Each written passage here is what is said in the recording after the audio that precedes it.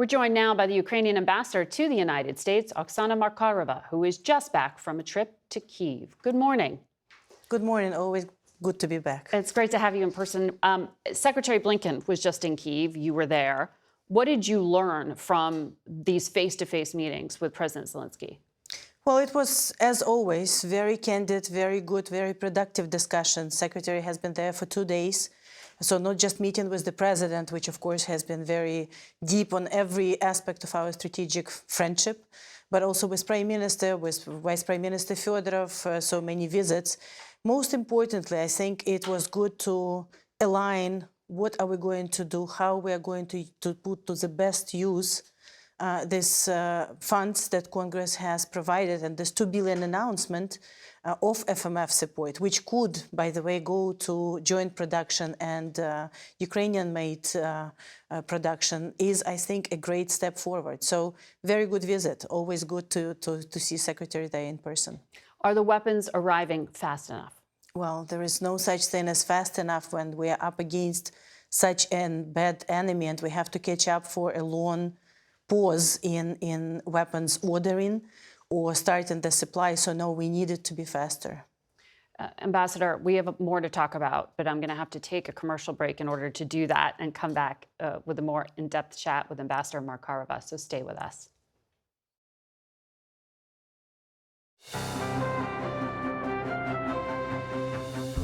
Welcome back to Face the Nation. We continue our conversation now with the Ukrainian ambassador to the United States. Ambassador, President Zelensky has made clear on multiple occasions now that Ukraine needs more Patriot missile systems. He says your country only has about 25% of the air defense systems it needs. Is the United States going to provide that help? Well, first of all, let me second President Zelensky on the need. I mean, clearly, yeah, I was there just for 2 days, but every day we hear in the news, just today, you know, the horrible hit in Kharkiv Oblast again, 27 wounded, 5 dead already, we don't know, maybe more. Clearly, Russia is doubling down on their war crimes.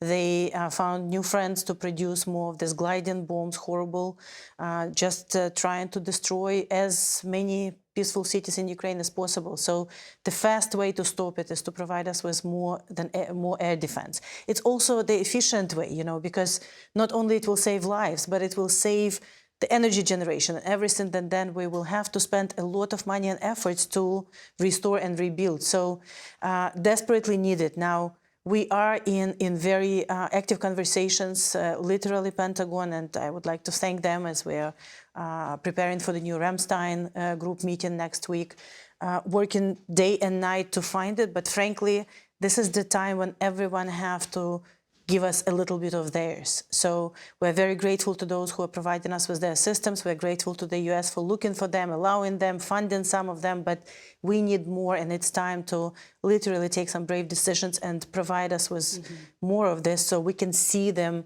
right away where we need them. At least two we need in Kharkiv and that area, right. But other places need to be protected as well. And Germany was looking to provide some help, as I understand it, yes. on that front. You know, so you just mentioned an upcoming summit in Ramstein. C.Q. Brown, the chair of the Joint Chiefs, told reporters Ukraine has asked the United States for help to strike inside Russia. The U.S. has been afraid to have U.S. weapons used in that kind of a strike. What is it that Ukraine's seeking to do? Well, first of all, you remember we had this discussion for 2 years now. We have the right to defend ourselves. We are defending ourselves whether we are striking Russian troops on our territory or Russian troops outside of our territory. And we have been trying to do that, but of course there were some restrictions. Now, I will not go publicly into discussions where we are on discussions with either US or any of other partners, but I just want to say that it's clear that Russia is an aggressor here. It's clear when they're preparing something. So the UN rules, the international law, and every other rules that exist in this country, which Russia violated, by the way, give us a clear right to defend ourselves by striking an aggressor, whether on our territory or where they are launching or starting the attack from. Do you need more training for your troops? I know there's now a new draft, a lower age. You need more men fighting. And the training is ongoing. And frankly, this is where we are cooperating with the US and with other partners. We would like to see more training being done in Ukraine so that not only we're training our troops, but we are also becoming institutionally more strong, building our army of the future, which will be protecting not just Ukraine, but all of us from Russia. Yes, in training, it's going to be one of the key discussions with the allies. And in Ukraine. Interesting. Ambassador, thank you for providing us that update. We'll be right back. And we're joined now by CBS News cybersecurity expert and analyst Chris Krebs, who is the former director of the Cybersecurity and Infrastructure Security Agency. Good to have you back. Good to be back. So in our polling that we just carried out in Arizona in particular, it was a center of election denialism back in 2020, and we're seeing this again. I mean, nearly half of Trump's supporters say the 2024 presidential results in Arizona should be investigated and challenged if Biden wins. 7 in 10 from those who identify themselves as MAGA. Is this going to be a repeat of 2020? I mean, what's going to happen? Well, all these claims are despite any credible evidence being presented in the courts or, to everyone else and the experts out there. We're continuing to see claims of problems with 2020, even 2022, the midterms. So I think the incentive structures, the way they're aligned right now, it creates plenty of room in a permissive environment for those to allege that there are problems, again, despite any credible evidence and continued investments in election security, election resilience, modernizing election systems. Back in 2020, we talked about having 95% or so of ballots, cast on paper. Now that number is probably closer to 98. So we have made improvements over the last several years. It's interesting you make that point about paper because on the campaign trail, Donald Trump claims 2020 was rigged, claims 2024 might be as well. Listen to what he just said.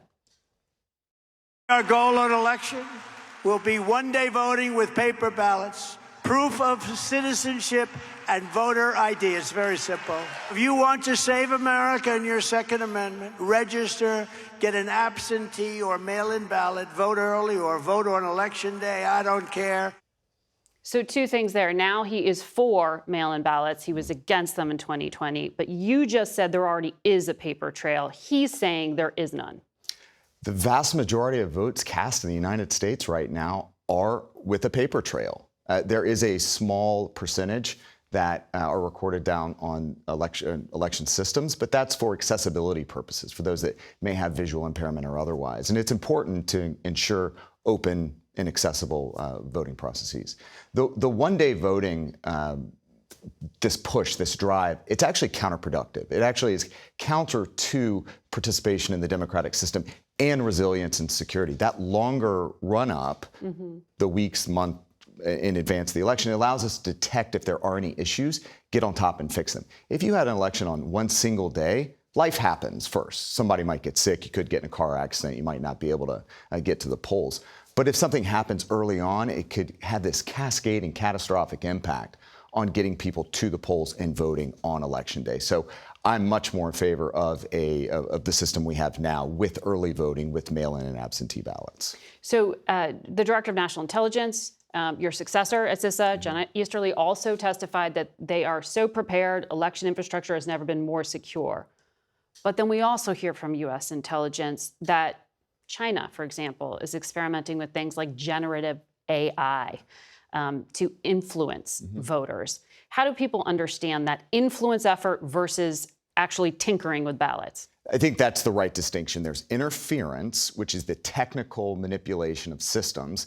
And as Jen Easterly, my successor at CISA, said earlier this week in the Senate hearing, the investments we're making, the continued improvements across systems, I would even suggest that when we said in 2020 that it was a safe and secure election, it's even more safe, secure now because those continued investments, because the continued improvements across those systems. But to your point on influence, the scope, the scale, the technology available to our adversaries, including AI and deepfakes, it is a much more precarious threat environment. The Chinese are active. The Russians are very active. They've been using deepfakes in Europe. We've seen AI pop up in Moldova, Slovakia, else Bangladesh.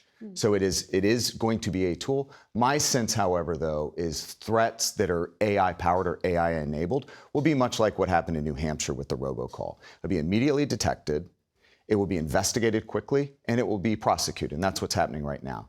I think the biggest concern, though, is that this is cumulative. It's accretive. So rather than one single catastrophic AI-enabled event, it's going to be a steady drumbeat where the voters, the public, are just going to lose confidence and trust in the overarching information ecosystem. And we're seeing that in our polling already. Some might say that's part of a strategy. That's scary. Absolutely. CNN was reporting both the Chinese and Iranian governments had tried to use fake AI content back in 2020, but chose not to deploy it. Is that accurate? I can't speak to the specific intelligence there. It should not be a surprise, though. We've been talking about deep fakes and AI as a risk vector for years, for half a decade at least. So to say that whether it's the Russians, the Chinese, the Iranians, the North Koreans, whomever, have been tinkering or researching this technology as recently as 4 years ago, I think that's entirely credible. We are seeing it now, though. We are seeing, as I mentioned, already in Europe. We're seeing it here as well. And I would expect that between now and the election, we will continue to see AI-created content pop up. And this is where it's important for the tech platforms to ensure they're on the lookout for it, that the AI companies are ensuring that their platforms cannot be manipulated. The challenge, of course, though, is there are open source models that can be used. And we need to keep talking to you about this, unfortunately, in the months to come, because it sounds like it'll be a persistent issue. Absolutely. We'll be right back. We turn now to former Defense Secretary and CIA Director Robert Gates, who we spoke with on Friday from the College of William and Mary, where he serves as chancellor. We began by asking him why national security should matter to voters this election year. Our leaders need to bring these issues home to the American people in a very direct way. The world isn't going to ignore us just because we think we can ignore the world. So the first thing is to make clear that if we don't deal with these problems early, they become very dangerous problems and very costly problems for the United States down the road. The other is to explain to the American people, for example, how we are economically interconnected with the rest of the world. Well, if President Trump were to win again, what could he do differently in a second term that would give him a stronger legacy? I know you've been critical of some of his behavior when he was in office. I think you'd probably see significantly different domestic policies in a number of areas. I think one thing he's been clear about for a long time is the need for tariffs to protect American industry and so on. I think he would also have a different approach in many areas with respect to foreign policy. And in terms of trying to end the war in Ukraine, it's never made quite clear how he's going to do that or what terms he would have to agree to, or how he would handle the issues in the South China Sea differently. So, you know, I think that there's an element of unpredictability in his case of not knowing what he really has in mind to deal with any of these specific issues, especially on national security. Would you be open to voting for Mr. Trump? Oh, I'm not even going to begin to go there. Because you did write an essay in Foreign Affairs a few months ago where you were pretty specific in criticism. You said his disdain for allies, fondness for authoritarian leaders, erratic behavior undermined U.S. credibility. You were also critical of President Biden and his withdrawal from Afghanistan, which you said further damaged the world's confidence in America. Do you think Mr. Biden has been able to repair that damage? I think that he gained a lot of credibility with the speed with which he assembled the coalition of partner countries, allies and friends, before, during, and after the Russian invasion of Ukraine, putting together that 36 countries willing to help Ukraine with money, with military assistance, and so on. Being able to warn the allies before the Russians actually invaded so that when they did, we had enormous credibility with others, that we knew what we were talking about and we knew the nature of Putin's threat. I think a lot of people would agree that there have been some unnecessary delays in getting necessary equipment to certain kinds of equipment to the Ukrainians, and I'm not talking about the 6-month late supplemental that was just passed by the Congress. I'm talking about going back a year and a half or 2 years, whether it was tanks or missiles or aircraft, that after long debate and deliberation, decision was finally made to provide them. Vladimir Putin was in China this past week visiting his ally, Xi Jinping. And he said Friday, Russian troops are advancing daily in Ukraine. What do you think it will take to stop this momentum? Well, this is one of the places where, frankly, the 6-month delay in getting the supplemental passed has been a problem because, and poses a real crisis, I think. The circumstances in Ukraine right now are quite dire. The Russians are moving not only around Kharkiv, but elsewhere along the front. Putin has taken the last 6 months to a year to rearm, re-equip, to recruit. I've read numbers that he's putting as many as 30,000 new troops a month into Ukraine. They have more troops in Ukraine now, the Russians do, than they did at the beginning of the war. During that time, Russia has also built up more support for its effort with Iran, with North Korea supplying it weapons, with China now, U.S. intelligence says, helping to reconstitute Russia's military-industrial base, even jointly producing drones. What consequence should there be for a country like China for helping this war to continue? There are a variety of other sanctions that are available to the administration and to the Europeans that could bring additional pressure on the Chinese at a time when their economy is not doing very well. They could. The Chinese have very large stakes in other problems and other relationships around the world in addition to Russia. And you know, until a year or so ago, they were being pretty careful about what they were providing to the Russians. They still have not, as best we know, have not provided actual weapons to the Russians. That's been a red line for the United States. And Putin, frankly, and if you look at the cabinet changes that Putin has just made, they're all focused on militarizing the Russian economy to sustain a huge military for a long time going forward. This is not a one-time problem with just Ukraine. Putin has decided to take Russia in a different direction that poses a real threat to all of its neighbors. And the Chinese, by helping them, are enabling that. Well, the Chinese president was just touring through Europe, and he was in France.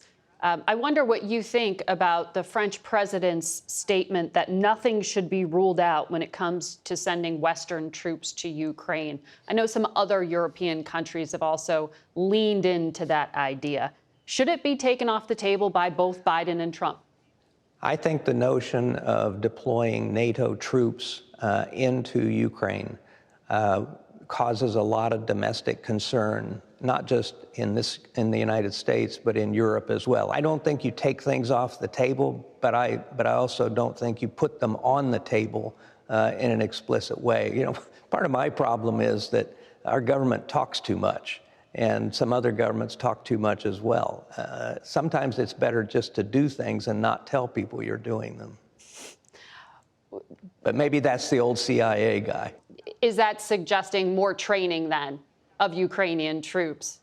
I think we are clearly, there's going to have to be more training of the Ukrainians, particularly with their new conscription law and a number of new young people coming into the Ukrainian military. Should that take that training can take place in Western Europe, or it conceivably could take place in Ukraine as well. One of the guests on our program, J.D. Vance, a senator from Ohio, has likened U.S. support for Ukraine to the U.S. invasion of Iraq, making that argument that there's like a creeping U.S. role potentially. He also went to the Munich Security Conference, but skipped meetings with President Zelensky and the head of NATO, saying he wouldn't learn anything new. What do you say to a leading Republican like him? Rather than get into specific personalities, I just think that people need to open their eyes and be willing to listen to other points of view and be willing to learn, particularly from people who've been around, like Senator McConnell and others, who can help him understand, help him and others understand that this is a different kind of aggression by far than what happened in Iraq in 2003. And there is no assurance that Putin will stop with Ukraine, and to not understand that potential threat, and also the degree to which it encourages other aggressors around the world. I think some additional information, briefings, and education may be required. I want to ask you about the Middle East, where there already are multiple shooting wars on multiple fronts involving U.S. ally Israel. Do you agree with President Biden's decision to withhold some specific armaments from the Netanyahu government while surging others? One of the things that has struck me has been the degree to which the Netanyahu government has essentially ignored the views and requests of its closest ally, beginning with more humanitarian assistance and taking care of the civilians in Gaza. I think that there are ways that we can pressure Israel. The truth of the matter is, 2,000-pound bombs that are not precision-guided inevitably lead to a lot of collateral damage. They basically collapse buildings. I'm all for providing all other kinds of weapons to Israel, including precision-guided bombs and other equipment that they may need. But I think when our allies ignore us, and particularly on issues that are of huge importance to us and to the region, then I think it's reasonable to take actions that try to get their attention. There were extraordinary statements from Israel's defense minister this past week where he publicly criticized his own prime minister, saying he can't get an answer to some key questions like what happens at the end of this war. He called on Netanyahu to make a decision, declare Israel will not establish civilian control or military control over the Gaza Strip, and start talking to international actors about who is going to govern. What do you think about such a public split like this in the midst of the war? Well, it's pretty extraordinary, but I think not unexpected. You know, the United States government has been asking Prime Minister Netanyahu for months, what's your plan? What happens after the shooting stops? Where are you going with this? What's the solution politically? What's the solution economically and in humanitarian terms? And neither we nor the Israelis, including his own defense minister, get any answers to those questions. I know you said you've never been a fan of Bibi Netanyahu. You said you met him back in 1989.